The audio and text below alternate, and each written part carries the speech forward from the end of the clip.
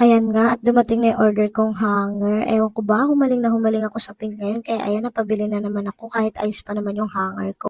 Hindi nyo nga tatanong guys, ganitong klase ng hanger na talaga yung gamit ko. Napakatibay niya kasi. Yung ganito ko is color blue and white. Pakatagal ko na nga ginagamit yun, 2 years na. Napakatibay naman kasi talaga niya, tsaka rubberized na. Kaya kung nakita nyo to mga mamshi at sisi, ito na yung sign. Palitan nyo na yung mga hanger yung plastic dyan na kapag hinampas mo nababali agad. O di kaya kapag naarawan ay rumurupok na. At ayan nga, ang lola nyo kahit hindi pa laundry day, napalaban na dahil excited na siyang gamitin ang kanyang pink na hanger. Alam ko lahat ng momshies diyan makaka-relate. 'Pag nanay ka na kasi nagpapakilig na lang sa'yo kapag wala nang labahin, eh, yung 'pag nalabhan mo na lahat. Eh, kaso may mga anak tayong maya't maya ang palit kaya mamaya lang puno na ulit yung laundry basket. So, ayan nga, nagsasampay na ang lola nyo. O, 'di ba ang ganda ng hanger, ang lakas mo ka-aesthetic.